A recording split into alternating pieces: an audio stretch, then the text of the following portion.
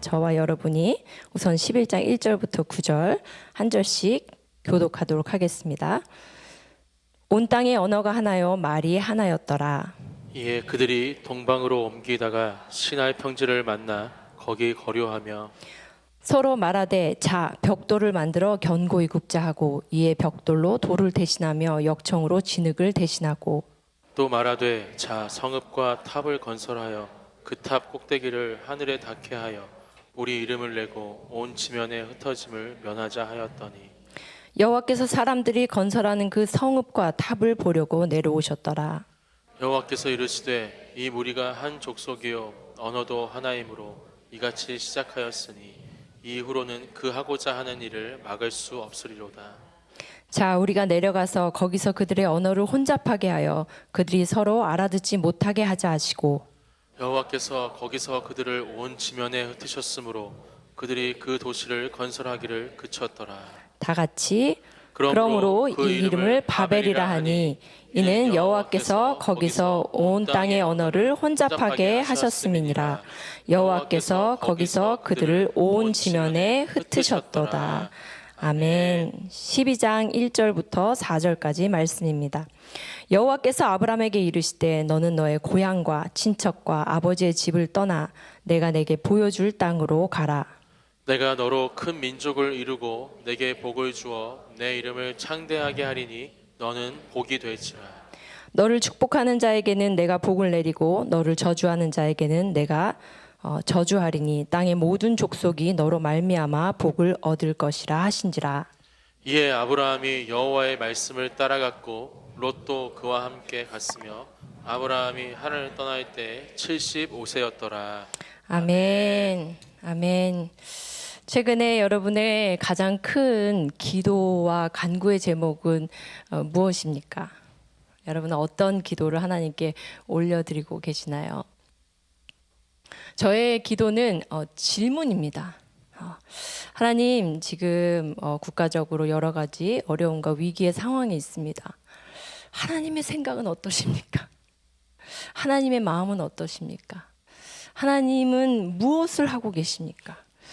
온 우주 만물을 다스리시는 하나님께서 그 어떠한 것도 하나님의 허락과 하나님의 승인이 없이는 이루어지지 않는다면 하나님 그럼에도 불구하고 이 땅에 겪는 대한민국의 유례 없는 이런 불법의 상황을 하나님 허락하신 이유, 그 이유가 무엇입니까? 끊임없이 질문하고 또 질문하게 됩니다. 오늘 밤 여러분에게도 이 질문이 하나님께 올려드리는 기도의 제목이 되면 좋겠습니다. 사실은 이 질문 외에도 하나님께 하고 싶은 말이 너무 많아요. 그 어느 때보다 간구할 것들이 정말 많습니다. 악인을 멸하여 주십시오. 이런 판결은 저렇게 돼야 되겠습니다. 저렇게 해주십시오. 이렇게 해주십시오. 이게 옳지 않습니까? 정말 많은 요구들을 또 많은 인간적인 저의 해답들을 가지고 하나님께 어린아이가 땡깡을 부리듯 간절히 요구하고 싶은 마음이 있지만 그럴 때마다 계속해서 그 모든 간구들을 내려놓게 됩니다. 그러면서 계속 묻게 되죠. 하나님, 왜죠? 왜 일이 이렇게 진행되고 있나요? 하나님이 이 가운데 하시는 일이 뭐죠? 알려주십시오. 가르쳐 주십시오. 하나님의 지금 가장 큰 관심은 어디에 있을까요? 그래서 오늘 말씀의 제목은 하나님의 빅픽처입니다. 사실은 이 빅픽처를 제가 다 이해해서 이 제목을 붙인 게 아니고요. 사실 그 이 빅픽처, 지금 우리가 이 대한민국 역사 안에 거쳐야 하는 이 어려운 시간들에 대한 하나님의 빅픽처가 너무 궁금해서 제목을 이렇게 잡았습니다. 그리고 여러분과 함께 기도로 그 답을 얻기를 원합니다. 하나님 보여주십시오. 알려주십시오. 가르쳐주십시오. 예수님께서 요즘 우리가 큐티 본문으로 묵상하고 있는 말씀을 보면 예수님께서 끊임없이 반복적으로 하시는 이야기가 있습니다. 요한복음 6장 38절입니다. 내가 하늘에서 내려온 것은 내 뜻을 행하려 함이 아니요 나를 보내신 이의 뜻을 행하려 함이라. 나를 보내신 이의 뜻은 내게 주신 자 중에 내가 하나도 잃어버리지 아니하고 마지막 날에 다시 살리는 이것이니라. 내 아버지의 뜻은 아들을 보고 믿는 자마다 영생을 얻는 이것이니 마지막 날에 내가 이를 다시 살리리라 하시니라. 나를 보내신 아버지께서 이끌지 아니하시면 아무도 내게 올 수 없으니 오늘 그를 내가 마지막 날에 다시 살리리라. 예수님께서 반복적으로 이야기하는 부분은 하나님의 뜻입니다. 하나님의 뜻. 하나님의 뜻. 이 일을 향한, 이 상황을 향한 하나님의 뜻을 알고 싶습니다. 믿는 성도들의 관심이 이 일이 어떻게 될 것인가 보다 이 일 가운데 하나님이 하시고자 한 하나님의 뜻에 우리의 더 마음을 쏟게 되길 바랍니다. 예수님은 하나님의 아들로 아버지의 뜻을 노래하십니다. 내가 이곳에서 이 땅에서 공생애를 살며 많은 능력을 행할 수 있지만 나는 내 힘으로, 내 생각으로, 내 뜻으로 행하지 않는다. 아버지의 뜻을 행하러 왔기 때문이다. 여러분, 우리는 예수 그리스도로 말미암아 십자가로 말미암아 구원의 은혜를 얻었습니다. 아멘? 구원의 은혜는 무엇을 가리키는 거냐면 자녀된 권세가 회복된 것을 이야기합니다. 아멘? 그래서 믿는 자, 믿는 성도들의 삶의 가장 중요한 핵심은 내가 이제 죽어서 천국을 갈까 안 갈까의 문제에 있지 않습니다. 내가 이 땅에 사는 동안 자녀의 권세를 얼마나 누리고 살 것인가에 있습니다. 우리가 자녀의 권세 말로는 좋은 건지는 알고 있지만 도대체 우리가 이 땅에 살면서 자녀의 권세를 어떻게 누릴 수 있는가 많은 궁금증이 있을 줄 압니다. 저도 마찬가지입니다. 근데 우리 자녀와의 관계를 보니까 조금은 알 것 같아요. 그리고 예수님의 삶을 보니까 예수님과 하나님 아버지의 관계를 보니까 예수님이 누리고 계신 자녀의 권세가 있더라고요. 자, 자녀의 권세, 여러분 어떤 것을 여러분 삶 가운데 누리고 계십니까? 특별히 만왕의 왕 되신 하나님의 자녀의 권세를 예수 그리스도의 피값으로 회복시켜 주셨습니다. 그래서 보혈의 능력이 우리 삶에 임한다는 것은 자녀의 권세를 충분히 넉넉히 마음껏 누리고 사는 삶을 의미합니다. 그렇다면 자녀의 권세, 자녀의 특권은 뭐라고 생각하십니까? 조용하네요. 네, 아버지와 가까이 지낼 수 있는 것이 첫 번째 특권입니다. 네, 우리 아버지가 재벌 총수든 대통령이어도 자녀는요 언제든지 노크하고 들어갈 수 있어요. 아버지라고 부르는 순간 가장 가까이에 있는 사람이 될 수 있습니다. 서열 영순이에요. 자녀는. 우리와 아버지와의 관계는 그런 관계입니다. 두 번째, 자녀로서의 특권은 또 많은 요구를 할 수 있어요. 여러분 혹시 옆집 아이가 여러분에게 오셔서 밥 좀 주세요 한 적 있나요? 용돈 좀 주세요 한 적 있나요? 자신들의 필요를 옆집에 가서 옆집 아줌마 아저씨에게 요구하는 아이들은 없습니다. 나의 부모와 나와의 관계, 이건 자녀의 특권이라는 건 알죠. 자기가 아무리 잘못했어도 용돈 필요할 때는 꼭 달려옵니다. 네. 부모가 줄 거를 알고 있어요. 자기 필요를 채우는 자라는 걸 알고 있어요. 자, 우리의 모든 간구는 우리 아버지께서 들으십니다. 이것이 자녀의 특권이에요. 자, 또 하나의 특권은 아버지의 뜻을 자녀에게 계시해 주십니다. 아버지 뜻에 관심이 있는 우리 자녀들 되기를 소망합니다. 그래서 예수님은 정말 모범적인 자녀였죠. 말썽 안 부리는 착한 아들이어서가 아니라 오직 그의 관심은 아버지의 뜻뿐이었어요. 사람들이 무엇을 어떻게 생각하든, 자신을 높이든 낮추든, 자신에게 몇천 명이 따라다니다니 모두가 다 부인하든 배신하든 하나도 중요하지 않습니다.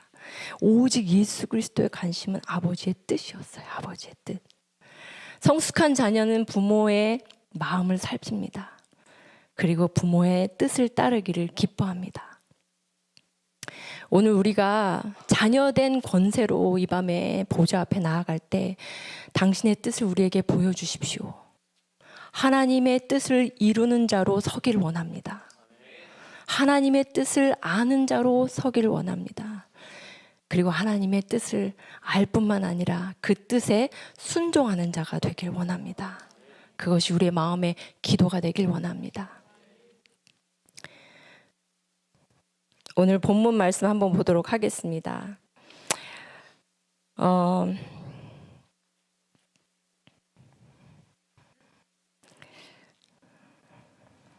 제가 몇 주 전부터 이제 말씀을 준비하면서 본문을 정하기가 참 어려웠어요. 이게 굉장히 어렵네요. 목사님이 이태희 목사님 왜 강해 설교를 하는지 알겠습니다. 이게 이 성경 전체에서 어떤 본문을 정한다는 게 너무 어렵더라고요. 그래도 하나님께서 감사하게도 이 바벨탑 사건 창세기 11장과 12장의 말씀을 주셨습니다. 사실은 좀 다르게 우리가 묵상하는 본문이기도 하죠. 바벨탑 사건. 사람들의 마음이 높아지고 하나님을 대적하여 높아진 사람들의 무리가 하나님을 이길 수 있는 혹은 하나님의 자리에 서고자 하는 하나님의 영광을 대신 누리고자 하는 어떤 반역의 행위가 바벨탑 사건입니다. 반면에 12장에 나온 아브라함을 부르시는 이 장면은 우리 믿는 사람들이 굉장히 좋아하고 사랑하는 말씀이에요. 이 두 말씀이 어떻게 연결되는지 우리 한번 살펴보도록 하겠습니다. 자, 11장 1절입니다. 다 같이 한번 읽어볼까요? 11장 1절 시작. 온 땅의 언어가 하나요 말이 하나였더라. 생각보다 빨리 끝나네. 한 번만 더 읽어주세요. 시작. 온 땅의 언어가 하나요 말이 하나였더라. 온 땅의 언어가 하나고 말이 하나였다. 여기에서 언어와 말은 단순하게 우리가 사용하는 랭귀지를 이야기하는 것이 아닙니다. 훨씬 더 깊은 뜻을 가지고 있어요. 그건 뭐냐면 사람들이 공유하고 있는 생각과 사상과 세계관이 같았다라는 이야기예요. 사실은 인류의 죄가 들어오고 나서요. 죄가 급속도로 퍼져나가기 시작했어요. 개개인의 악행은 정말 여호와 하나님 보시기에 한탄할 만큼의 어둠이었습니다. 그래서 창세기 6장에 하나님께서 어떻게 하시죠? 6장 7장에 사람들을 물로 심판하십니다. 노아와 그의 가족들을 제외하고는 다 심판하세요. 그리고는 노아의 아들들 셈과 함과 야벳이 자손을 낳아서 계속 번창하는 이야기들을 10장에서 쭉 이야기합니다. 족보를 쭉 이야기하다가 바벨탑 사건이 갑자기 툭 끼어 들어와요. 하나님이 새 일을 시작하기 위해서 노아 가정 하나만 살려두시고 온 인류를 다 물로 심판하셨음에도 불구하고 노아를 통해서 모든 것을 새롭게 시작할 것을 축복하시며 세우셨음에도 불구하고 여전히 세상에 들어온 죄를 막을 수는 없었습니다. 그 죄는요, 세대와 세대를 거치면서 강도가 더 세졌어요. 더 강해지고요, 높아지고요. 인간의 하나님에 향한 대적과 완악함은 그 무엇으로도 막을 수 없었습니다. 특별히 셈족의 족보를 쭉 이야기하다가 바벨탑 사건이 나오죠. 그들의 언어가 하나요, 말이 하나였더라.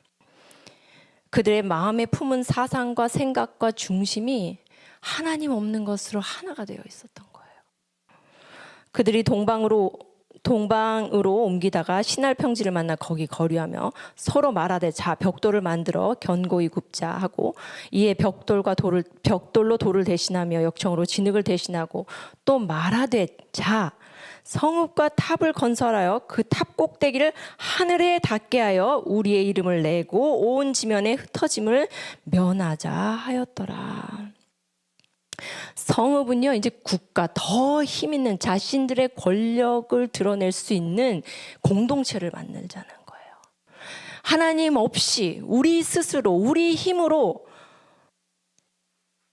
우리가 유토피아를 누릴 수 있는 그 무언가를 만들자. 탑을 쌓아서 높게 하늘에 닿게 하여 우리 이름을 내자. 하나님 없는 스스로가 주인인 그런 세상을 만들자라고 이야기합니다. 그래서요, 사람들이 모이기 시작해요. 높은 탑을 쌓기 시작합니다. 하늘에 닿게 하자. 하늘에 닿게 하자. 높이 높이 어디 하늘 보좌에 닿게 하자. 높이 높이 쌓아서 하나님이 혹 세상을 다시 물로 심판할지라도 우리 스스로 구원할 수 있는 길을 만들어 놓자, 이 얘기예요.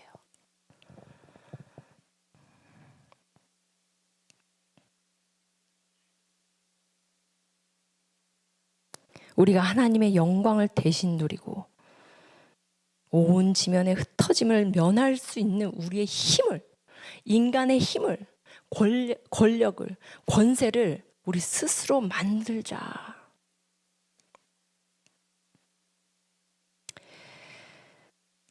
하나님을 대적하여 높아진 많은 사상들을 우리는 바벨탑이라고 이야기합니다. 이 세상 인류 역사에 이 바벨탑 사건은 한 번으로 끝나지 않았습니다.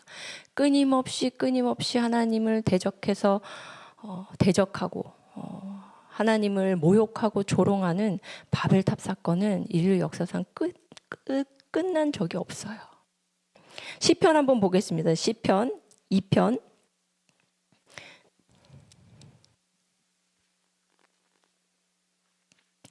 1절부터 3절입니다. 시편 2편 1절부터 3절 다 같이 큰 소리로 시작. 어찌하여 이방 나라들이 분노하며 민족들이 헛된 일을 꾸미는가? 세상의 군왕들이 나서며 관원들이 서로 꾀하여 여호와와 그의 기름 부음 받은 자를 대적하며 우리가 그들의 맨 것을 끊고 그의 결박을 벗어버리자 하는도다. 죄가 세상에 들어오고 나서요, 한 번도 끊임없이 한 번도 그치지 않고 일어난 일을 하나님을 대적하는 사단 마귀의 역사입니다. 특별히 권세 잡은 자들, 권세 잡은 자가 아니더라도 하나님과 기름 부음 받은 자를 대적하고 그 하나님으로부터 매여 있는, 하나님의 말씀으로 매여 있는 것을 다 끊어내고 벗어버리자는 인간의 몸부림은요, 죄의 역사와 함께 계속되어 왔어요.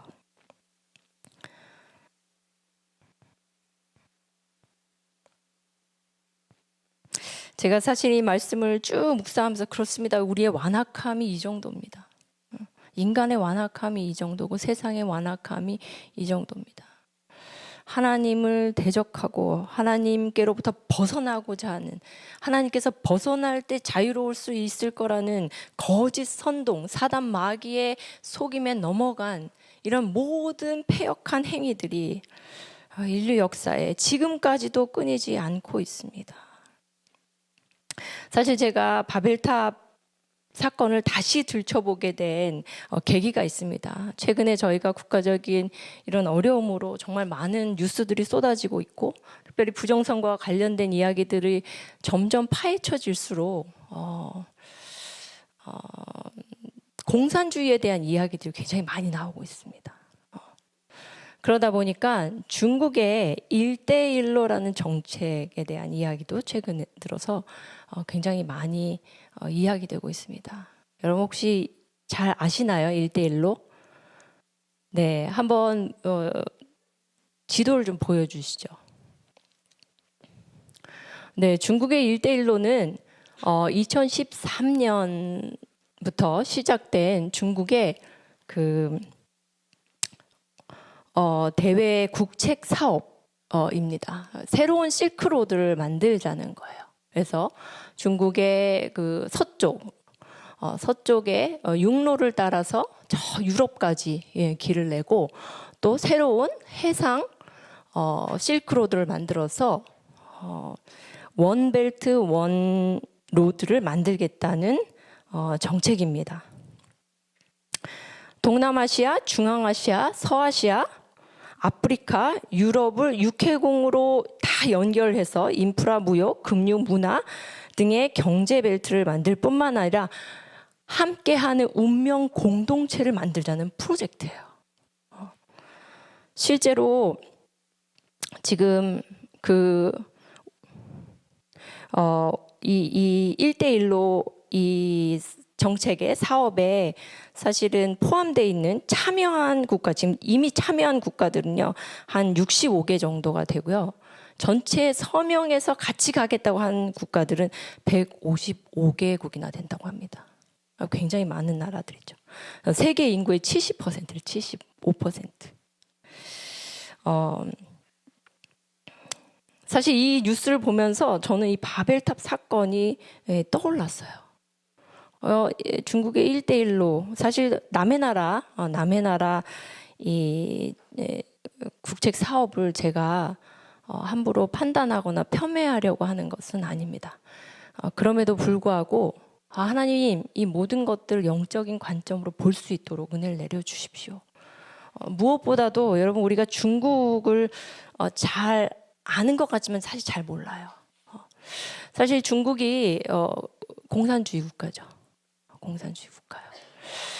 공산주의는 교회랑 함께 할 수 없습니다. 그죠?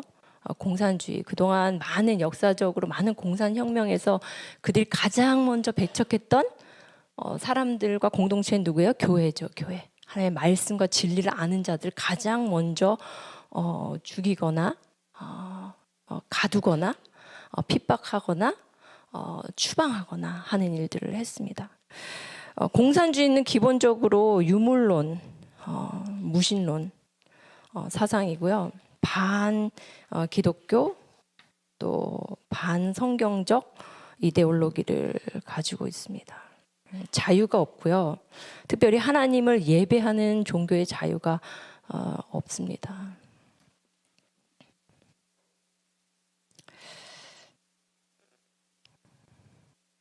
천부인권을 무시할 뿐만 아니라 제가 이제 공산주의를 이미 너무너무 잘 알고 있지만 세상에선 공산주의를 뭐라고 얘기하는지 좀 찾아봤어요. 공산주의는 폭력을 동반한 혁명을 통해 생산수단의 사적 소유를 철폐하여 노동자들의 자가해방을 실현함으로써 마침내 국가와 지배와 피지배를 나누는 사회적 계급이 소멸한 평등한 사회를 추구하는 사상을 말한다. 중국의 공산주의는 딱 이런 모양은 아니에요. 왜냐하면 90년대 말에 개혁개방 정책을 폈고 2000년대 초반에 시장경제로 체제를 바꿨죠. 그러면서 사유재산을 인정하고 특별히 개혁개방을 통해서 우리가 쉽게 여행도 가고 또 중국과 무역도 하고 하면서 중국이 공산주의의 영을 가진 나라라는 것을 우리가 잊고 있었어요. 공산주의의 영 자체는요, 하나님을 대적하는 아주 강력한 사상입니다. 지금 21세기의 공산주의의 영이 또 막시즘이죠. 마르크스주의가 다른 모양으로 서구 국가 안에 많이 들어와 있어요. 예를 들면 우리가 너무나 잘 아는 포스트 모더니즘이라든지 페미니즘이라든지 아니면 PC주의라든지 이런 모양으로 다 들어와 있습니다. 그럼에도 불구하고 국가 체제로 이것들을 지키고 그 뿌리에 이것을 강력하게 붙잡고 있는 중국은요, 공산주의의 영에 완전히 온 나라가 사로잡혀 있는 나라예요. 자, 중국의 1대1로를 우리가 영적인 관점으로 바라봐야 됩니다. 우리는 하나님께 땅끝까지 복음을 전하라는 명령을 받은 자들이에요. 그게 교회의 사명입니다. 교회가 오늘도 열심히 하나님의 뜻을 이룰 때 변치 않는 하나님의 뜻, 시대를 막론하고 변치 않는 하나님의 뜻 중의 뜻은 온 세상 땅끝까지 복음이 증거되는 일이에요. 아멘입니다. 아버지의 뜻 사실 잘 모르겠는데요. 하지만 너무나 선명하게 우리는 알고 있어요. 아버지의 뜻은 복음이 전파되는 거예요. 그것도 땅 끝까지. 예루살렘과 온 유대와 사마리아와 땅 끝까지 전파하라고 성령을 주신 거예요. 아멘. 그래서 되게 선명해요. 자, 그런 관점에서 지금 중국이 사실 50년대만 해도 그죠? 소련이 세워지고 그리고 스탈린 혁명 이후에 1917년 이후에 전 세계의 공산 진영과 자유 진영은 이런 그림이었어요. 네. 반은 빨갛고 반은 파랗고. 근데 이 동북아서부터 저 동유럽까지 굉장히 넓은 영역의 공산주의의 영이 퍼져 있었습니다. 하나님을 믿고 경배하고 예배할 수 있는 자유가 없을 뿐만 아니라 천부 인권 자체가 무시되고 수단과 방법을 가리지 않고 많은 폭력과 살인과 많은 하나님 관점에서의 악독과 불법이 저질러진 국가들이 세계 절반이었다는 거예요. 그 다음 슬라이드 볼까요? 이 그림을 좀 자세히 보면 이렇게 돼 있어요. 50년대 다 공산권으로 빨갛게 물들어 있을 때 우리 대한민국 무슨 색깔이죠? 파란색으로 하나님께서 지켜주셨습니다. 저는 이 사진을 볼 때마다 너무너무 감동을 해요. 하나님 감사합니다. 하나님 감사합니다. 대한민국을 자유민주주의 국가, 하나님을 예배하는 국가로 지켜주셔서 감사합니다. 그리고 현재 공산국가는 이런 모습입니다. 5개밖에 안 나죠. 저 아시아와 동북아부터 시작해서 저 동유럽까지 빨갰던 공산주의의 세력이 다 무너지고 여러 모양으로 여러 방법으로 무너졌죠. 무너지고 현재는 5개의 국가만 남아 있어요. 그런데 그 중에 2개의 나라가 우리랑 아주 근접해 있습니다.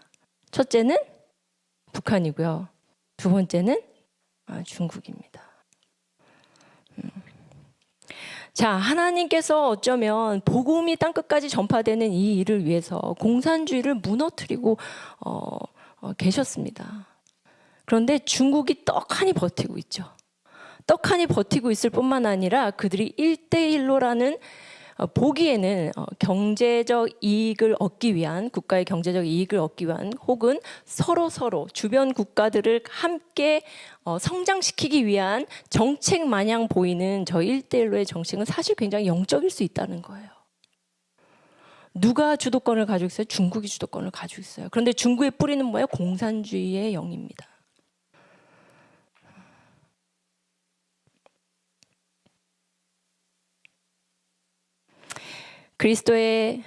그리스도인으로 우리가 이 땅에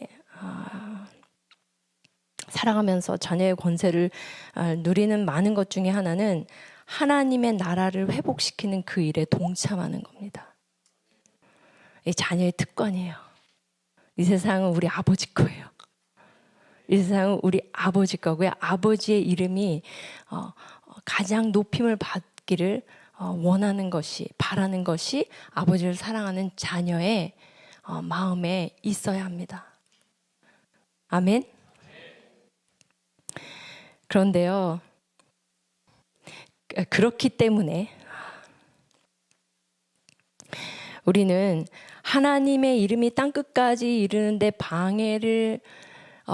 방해가 되는 혹은 막아서는 어둠의 영들과 싸움을 하는 것, 영적 싸움을 하는 것은 모든 자녀된 하나님의 이름이 온 땅에 영광받길 원하는, 갈망하는 모든 자녀들이 반드시 필연적으로 만나게 될 싸움인 것을 여러분 믿게 되길 바랍니다.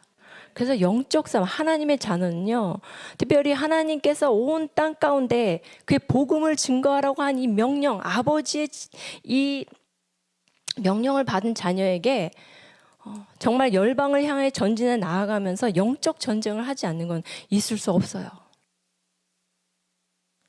그래서 우리가 이것들을 영적 전쟁의 관점에서 바라봐야 한다는 것입니다. 그동안 우리는 북쪽의 주체 사상과 김일성 우상 숭배와 종북의 또 어둠의 권세들 대적하는 기도들을 굉장히 많이 했어요.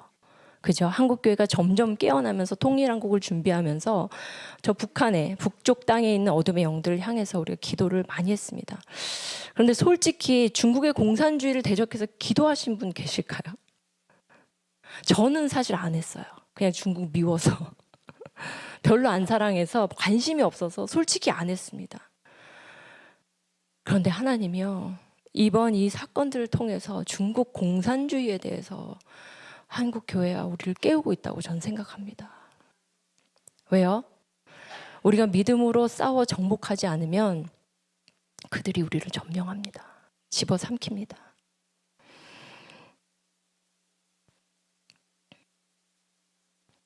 우리 에베소 6장 11절 12절 한번 읽도록 하겠습니다.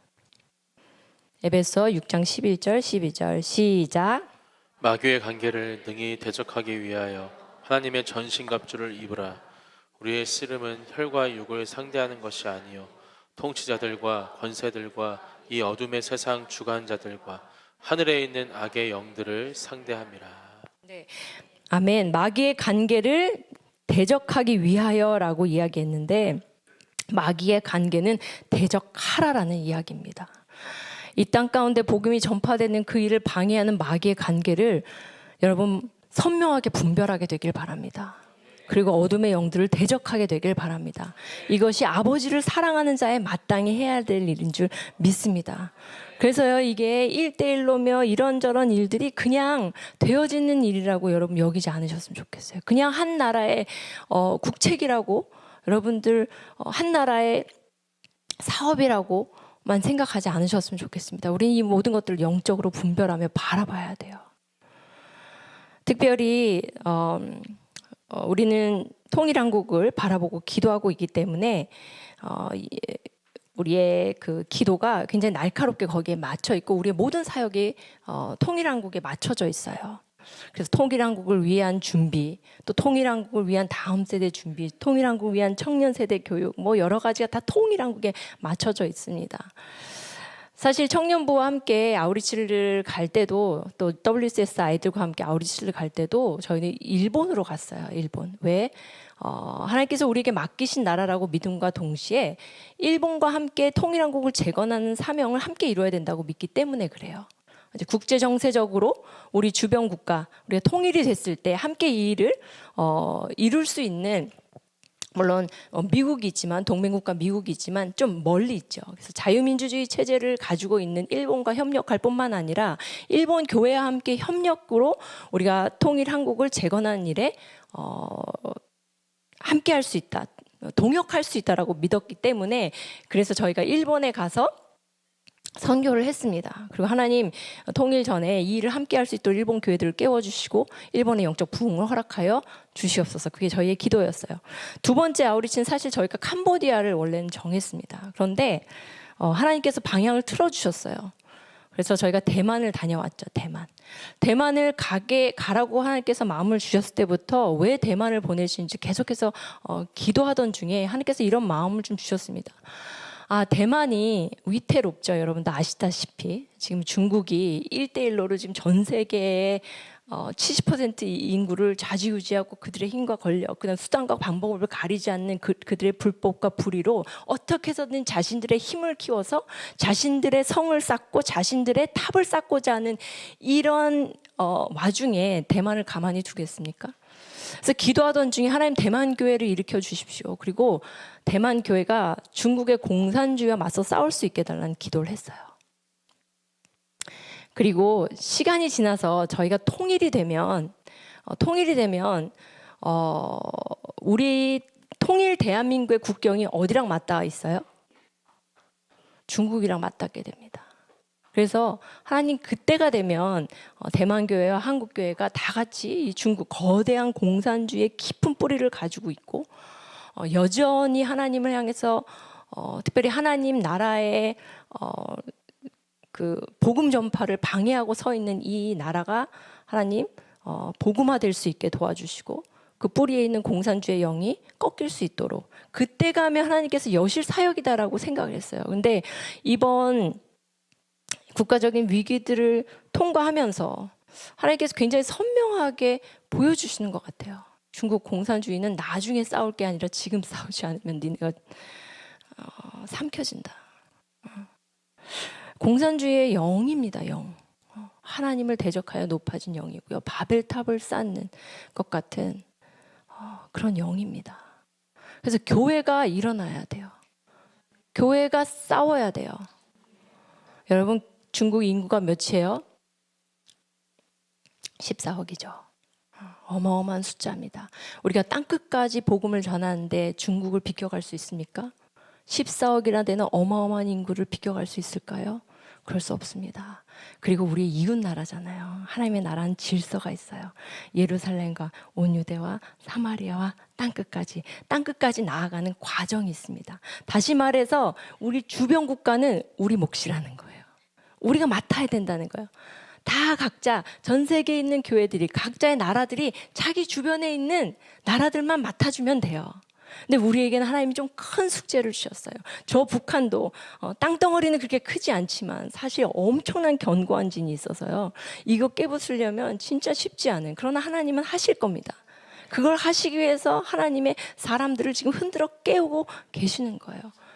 근데 우리가 놓쳤던 거, 중국이 개방이 되면서 무역할 수 있고 여행할 수 있고 그러면서 중국이 가지고 있는 공산주의의 뿌리를 우리가 너무나 쉽게 본 거예요.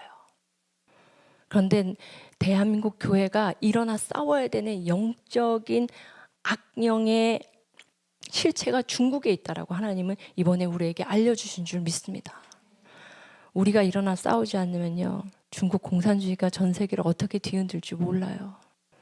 하나님은 당신의 자녀들이 일어나길 원하십니다. 자녀들을 통해서 일하시길 원하십니다. 여러분 혹시 그런 생각 해보셨나요? 하나님 뭐든지 할 수 있어요. 내일이라도 당장 모든 것을 다 제자리에 돌려놓으실 수 있고요. 하나님의 관점의 모든 공의와 정의를 다시 이 땅에 세우실 수 있어요. 아멘입니까? 아멘입니다. 우리 하나님 그런 분이세요. 그럼에도 불구하고 하루를 미루고 이틀을 미루고 오히려 상황과 사태가 더 악화되는 것 같은 이 상황을 허락하시는 이유가, 이 모든 국가적 위기의 세팅이 만약에 나 한 사람을 위한 거라면 여러분, 하나님 여러분에게 뭐라 말씀하신 것 같으세요? 이 모든 세팅이, 하나님은 당장 내일도 이 모든 것들 다 회복시키실 수 있음에도 불구하고 사태가 점점 악화되는 것 같은 이 상황을 허락하시는 이 이유가 한국 교회에 무언가 말하고자 하심이라면 하나님은 뭘 얘기하실 것 같으세요? 이 모든 세팅이 여러분 한 사람을 위한 거라면 하나님은 무엇을 말씀하시고 싶으신 것 같으세요? 그 뜻을 찾게 되길 바랍니다. 오늘 그 뜻을 찾게 되길 바랍니다. 날마다 그 뜻을 묻게 되길 바랍니다. 왜요? 하나님은 우리가 제일 중요해요. 여러분이 제일 중요해요. 이 모든 상황이 다 끝난 후에 나는 여전히 예전 같은 동일한 사람이라면 어쩌면 하나님은 이 프로젝트가 실패라고 말할 수 있습니다. 하나님은 이 사건으로, 이 어려움으로 우리 한 사람을 깨우길 원하십니다. 대한민국 교회를 깨우길 원하십니다. 우리를 다시 일으키길 원하십니다. 그래서 우리는 12장 1절을 다시 한번 묵상해 보도록 하겠습니다. 말씀으로 돌아오겠습니다. 자, 하나님께서 아브라함을 부르시는 이 장면의 배경은 바벨탑 사건 이후입니다. 세상이 하나님을 향하여 대적하는 악한 행보들로 넘쳐날 때 더 힘있고 강한 것으로 뭉쳐서 뭐한다? 하나님을 대적하자라는 소리가 높아질 때 하나님은 아브라함을 부르십니다. 아브라함을. 특별히 창세기 12장 1절에서 3절 말씀은 우리가 굉장히 큰 축복의 말씀으로 봤습니다. 개인적인 내 삶에 하나님의 복이 약속되어지는 그런 말씀으로 봤습니다. 그러나 오늘은 조금 다른 관점으로 이 말씀을 보게 되길 바랍니다.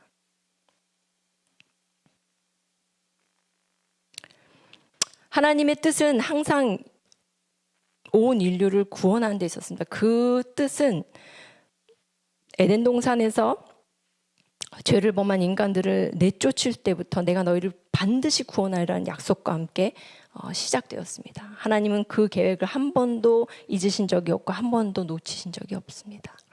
인간의 패역에도 불구하고 강포한 것이 온 땅을 덮음에도 불구하고 노아의 가족들을 세워서 다시 한번 구원의 일을 베푸시고, 바벨탑 사건이 있은 후에 나라를 만들어서 나를 대적하는구나. 이제 하나님이 계획하십니다. 나라를 통해서 나의 영광을 드러내리라. 나라를 통해서 구원의 경륜을 이루리라. 그러면서 하신 것이 한 사람을 선택한 거예요. 아브라함을 선택한 거예요. 언제?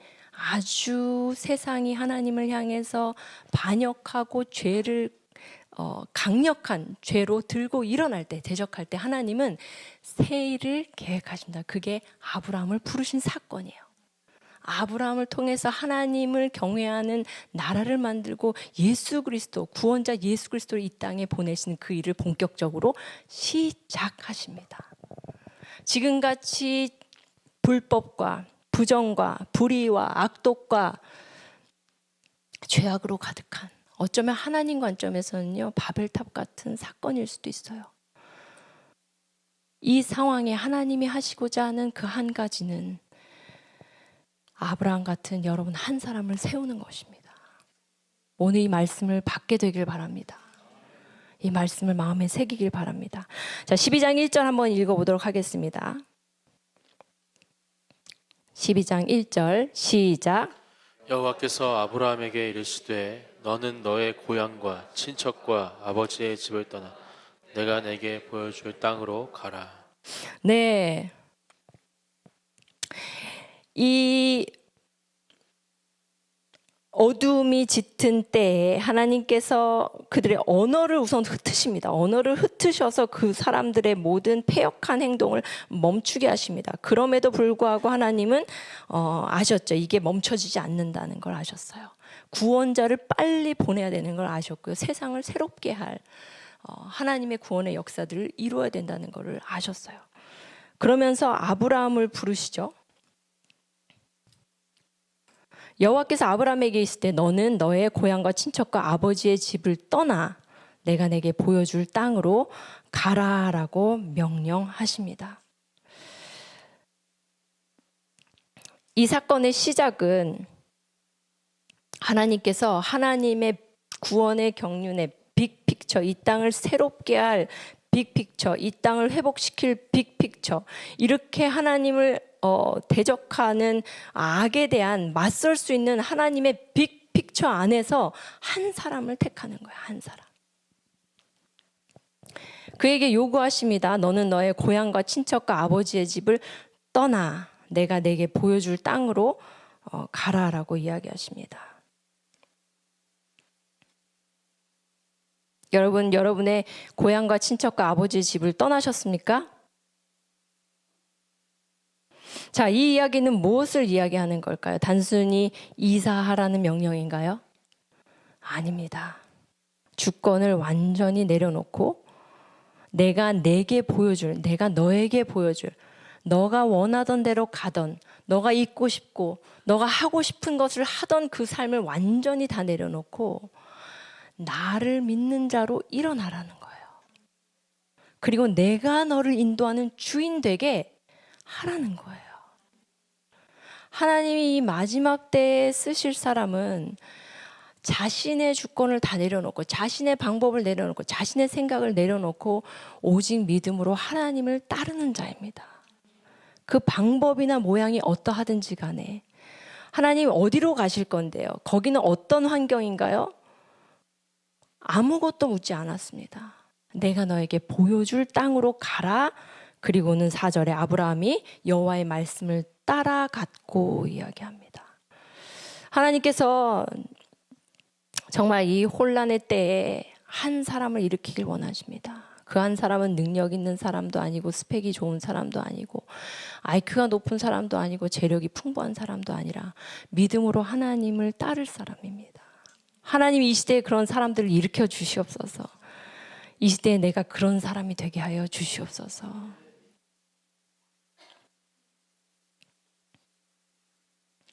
아브라함의 떠남은요, 자신의 모든 썩어질 구습들을 다 버리는 거예요. 자신의 옛사람을 다 버리는 거예요. 하나님, 우리도 떠나게 해주십시오. 그리고 우리도 변화되게 해주십시오. 이 모든 어려움 시간에 주께서 나를 택하신 것을 알 때 하나님 기꺼이 다 내려놓고 주님을 따르기를 소망합니다. 자, 그때 하나님께서 약속하시죠. 내가 너에게 보여줄 땅, 그러니까 너에게 땅을 주신다고 이야기하시고요. 큰 민족을 주신다고 이야기하시고요. 너로 복의 근원 되게, 또 많은 민족의 복이 되게 할 것이라고 약속하십니다. 이 뒤에 따라오는 2절부터 약속되어지는 그 약속은요, 아브라함이 할 수 있는 일이 아니에요. 하나님이 할 수 있는 약속의 말씀입니다. 뭐만 하면, 따라오면, 나만 의지하면, 나를 믿으면 이 일을 하시겠다고 주님 약속하십니다. 하나님은 찾고 계십니다. 우리가 많은 부분 이 과정들을 겪으면서 많은 묵상을 하고 또 많은 회개도 하고 또 많은 교훈을 삼으려고 애를 씁니다. 가장 먼저는 전적인 하나님의 사람이 되십시오. 그리고 여러분 인생이 변하십시오. 아까도 말했지만 만약에 이 모든 것이 나를 위한 하나님의 세팅이라면 하나님은 나를 변화시키기를 원하십니다. 내가 떠나기를 원하십니다. 내가 전적인 하나님만을 의지하는 사람이 되기를 원하십니다.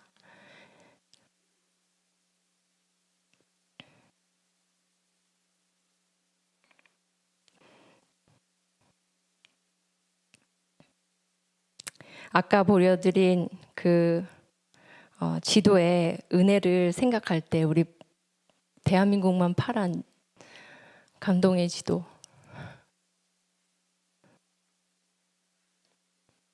네. 저는 오늘 이 말씀과 이 지도를 조금 연결시켜 보려고 합니다. 아브라함이 떠난 것처럼 저 대한민국이 저렇게 파란색이 될 수 있도록 하나님께서 한 사람을 부르십니다. 대한민국 건국 대통령 이승만 대통령을, 청년 이승만을 한성 감옥에서 부르시죠. 그리고 그도 하나님의 초대에 기꺼이 일어섭니다. 떠나기로 작정합니다. 그리고 오랜 유교 집안의 그런 모든 사상들을 다 내려놓고 예수 그리스도를 구주로 영접합니다. 그때 하나님께서 해방, 땅을 주신, 대한민국 한반도 땅을 주시는 은혜를 주십니다. 그리고 이 민족을 살리는 은혜를 허락해 주십니다. 그리고 열방에 복이 되게, 복의 통로가 되게 하십니다. 국가적으로도 한번 생각해 볼 수 있습니다.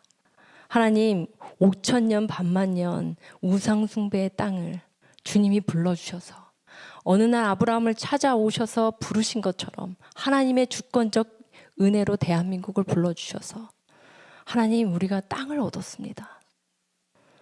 그리고 큰 민족을 이뤘어요. 영적인 민족. 교회의 부흥을 보면 정말 놀랍습니다. 이런 급속도의 축복과 부흥은요, 하나님이 주신 거예요. 본토 친척 아비집 우상 숭배를 떠난 민족에게 하나님이 허락하신 것입니다. 그리고 국가의 위상을 높여서 열방에 복이 되게 하셨습니다. 특별히 한국교회 역사에 아주 특이점 3가지가 있습니다. 첫째는 선교사님들이 들어오기 전에 성경이 먼저 들어왔다는 겁니다. 보통은 선교사님들이 성경을 가지고 들어가죠. 근데 저희는 세국 정책으로 인해서 선교사님들이 들어올 수 없을 때 성경이 먼저 들어왔어요. 성경이. 그리고 권서인이라는 책장수들이 있었어요. 그래서 만주나 이런 쪽에서 번역된 성경을 가지고 동네방네를 다니면서 성경을 팔았습니다.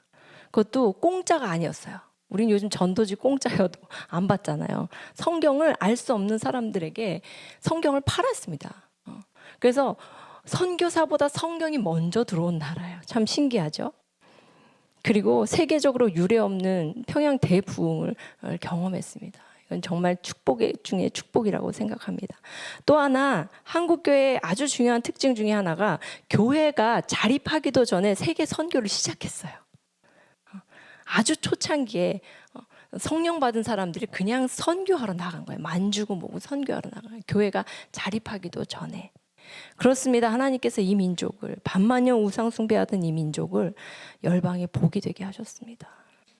이게 저 지도의 저는 의미라고 생각합니다. 이제 다시 한번 하나님께서 이런 한 사람을 찾고 계시고 이런 한 가정을 찾고 계시고 이런 한 국가를 찾고 계시다고 저는 믿습니다. 하나님, 그 안에 진리교회가 일어나게 해주십시오. 하나님, 대한민국 교회가 일어나게 해주십시오. 하나님, 우리가 그 일을 할 수 있도록 우리를 기름 부어 주시옵소서. 우리가 떠나게 해주십시오. 썩어질 옛 구습을 떠나게 해주십시오. 욕심을 따라서 유혹의 욕심을 따라 썩어져가는 구습을 따른 옛사람을 다 벗어버리고 성령이 새롭게 하시는, 우리의 심령을 새롭게 하시는, 그로 말미암은 의와 진리와 거룩함으로 지으심을 받은 새 사람이 되게 하여 주시옵소서. 하나님은 그런 자를 찾고 계십니다. 그리고 그 한 사람이 오늘 여러분이 되기를 소망합니다. 하나님의 뜻, 하나님의 뜻, 하나님의 뜻, 하나님의 뜻이 이루어지기를 소망합니다. 우리 계속해서 기도하도록 하겠습니다.